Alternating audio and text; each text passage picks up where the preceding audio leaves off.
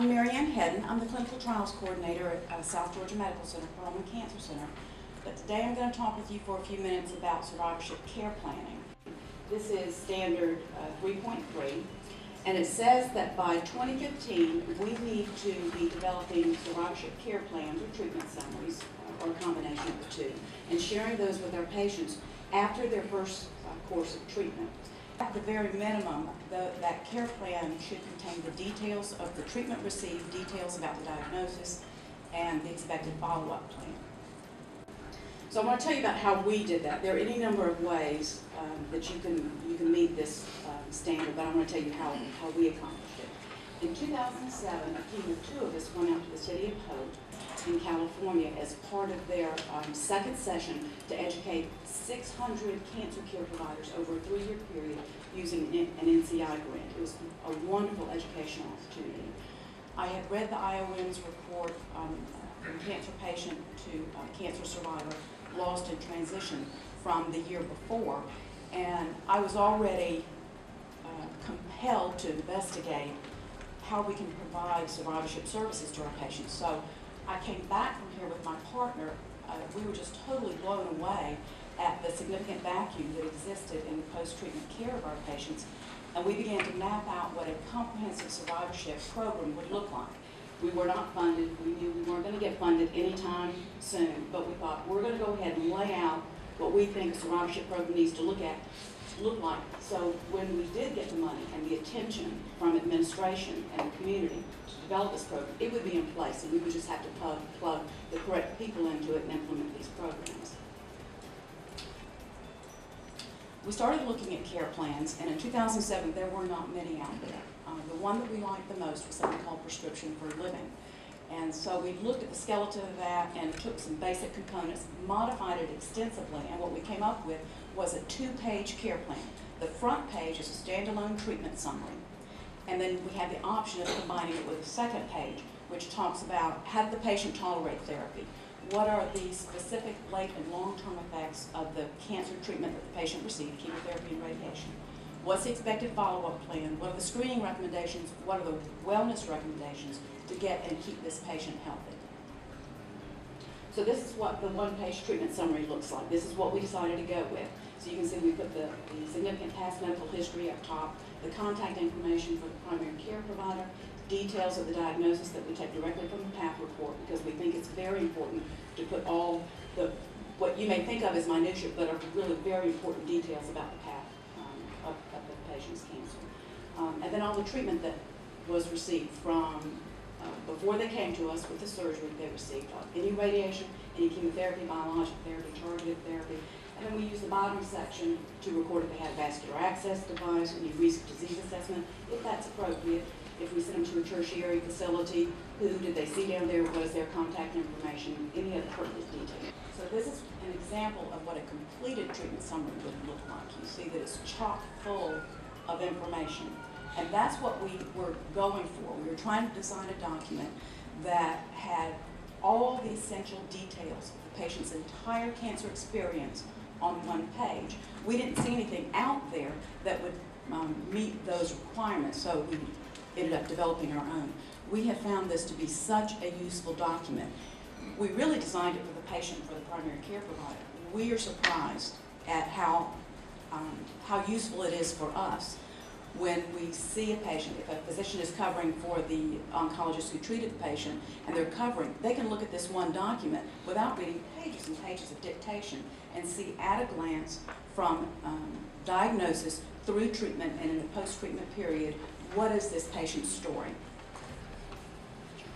So what our survivorship clinic model is run by a nurse practitioner along with a dietitian and a social worker. At the very last treatment visit, we asked the patient to complete a very extensive 50-item needs assessment, and we asked them to rank in terms of level of distress from 0, this caused me no distress, to 5, extreme distress, how each of those survivorship issues are impacting them at this current time. These are just known issues experienced by cancer patients. And then we use their responses to help plan for that survivorship clinic appointment. And that appointment is scheduled about 4 to 6 weeks after the last treatment visit.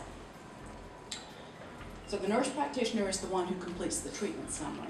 and she generates care plans for both the patient and the provider using the Livestrong Care Plan website. That's the model that we decided to go with. We pull patient education sheets. We developed 79 patient education sheets, which consist of those 50 topics plus another 29 that are known to be issues for survivors. And then we call the patient the day before to remind them of their appointment, because we find that we get a 50% no-show if we don't remind them, and we can drop that to around a 20% no-show if we'll just call and talk to them the day before. So the patient meets for about an hour with a nurse practitioner who reviews the treatment summary in detail and the care plan. That includes all the late effects, the expected follow-up plan, screening recommendations, and guidelines for healthy living.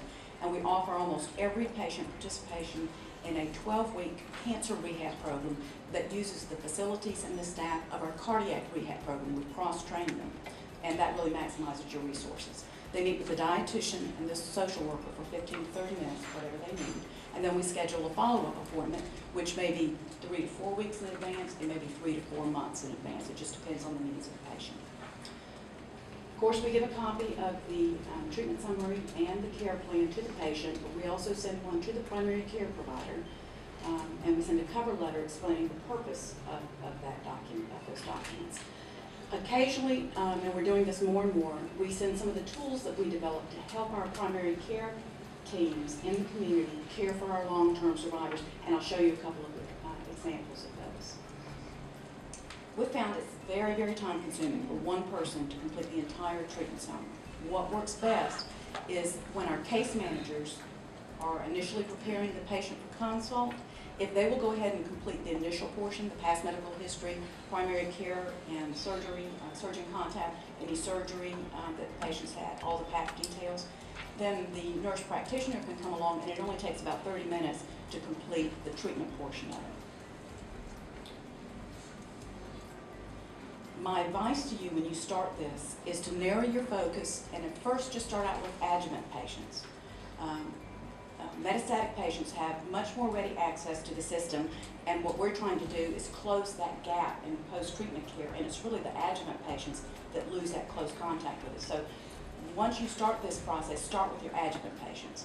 Now, I'm going to breeze through these slides. This is mainly here for you to have as a reference after the conference, but we have taken our comprehensive program that we developed and we have packaged it for purchase for other community cancer centers who are looking to do the same thing. It's a huge program. It's got lots of pieces. I'm just going to go through a few of them. You go to this website, PearlRoomSurvivorshipKit.com, to see all the details. But we have 4 separate books that provide you hard copies of the program. There's a patient brochure that we give our patients at their last treatment visit, a program brochure that talks about the importance of delivering survivorship services and details all the elements of the kit. This is an example of some of the primary care tools we've come up with. This is a table of late effects.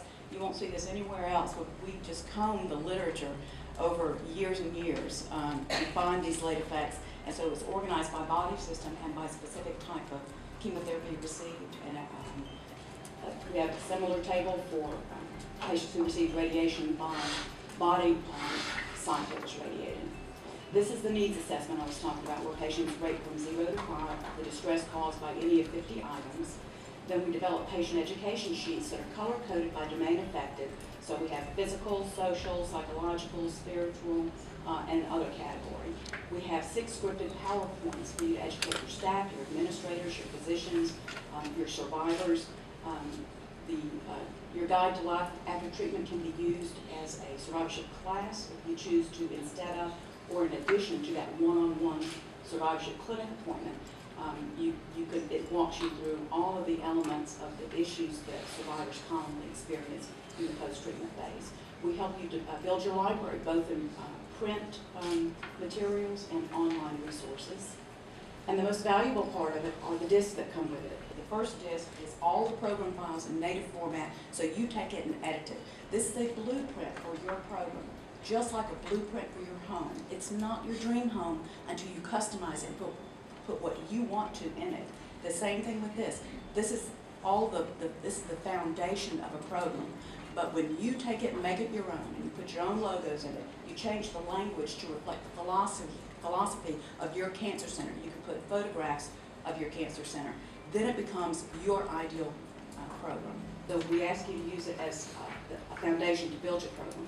We also have a blog where we invite anyone who is trying to build a survivorship program to participate, because if we can get together and share what works, what doesn't work, we can all move survivorship forward in this state and throughout this country. Bottom line, you have to find your own best practice. Look at what's out there, pick and choose what really complements what your skills are and your staffing and your workflow. And most importantly, design a program that really meets the needs of your survivors. Thank you.